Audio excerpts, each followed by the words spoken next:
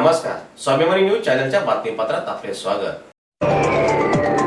मंत्री जयकुमार भाऊ रावल यांच्या हस्तक्षेपानंतर धुळ्यात सुरू असलेले उपोषण जवानांनी घेतले मागे। धुळे शहरातील जिल्हाधिकारी कार्यालयाच्या परिसरात गेल्या काही दिवसांपासून भारतीय सैन्य दलातील बडतर्फ करण्यात आलेल्या सैनिकांचे आमरण उपोषण सुरू होते।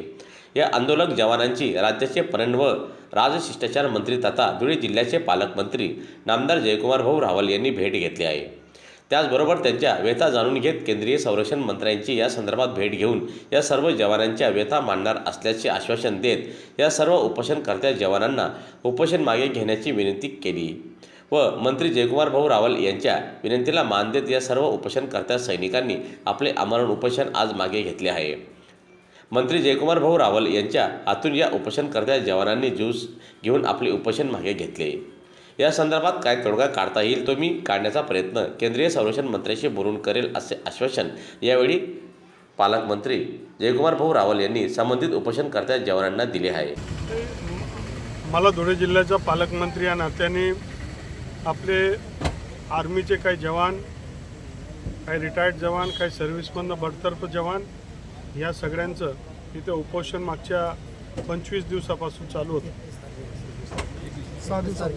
21 तारखेपासून चालू होतं आणि आपले जवान किंवा सामान्य माणूस कोणी उपोषण करतंय, काही त्याच्या बाबतीतले त्याचे व्यथा आहेत, नाराजगी आहेत, त्याच्यातनं मार्ग काढण्याचं काम लोकप्रतिनिधी आणि राज्याचं सरकारचा भाग म्हणून आमची आहे। मी त्यांना भेट दिली आणि सारे माझे परिचितच आहे। एक कार्यकर्ता म्हणून या सगळ्यांचे माझे ऋणानुबंध आलेले आहेत। मी देशाचे संरक्षण मंत्री यांना स्वतः भेटणार आहे। यांचे जे काही किफायत अडचणी आहेत, त्यांच्या जे काही समस्या आहेत या मी मांडणार आहे आणि यांच्या वेगवेगळ्या समस्या आहेत, वेगवेगळे केस टू केस आणि थोडंसं त्यातलं कधी त्यांचं म्हणणं आहे आमच्यावर अन्याय झाला आणि त्याच्या माध्यमातून थोडीशी समन्वयाची भूमिका तर सहानुभूतीची भूमिका आमच्याबद्दल असली पाहिजे होती। कारण 10, 15 वर्ष त्यांनी मिलिटरीमध्ये काम केलं।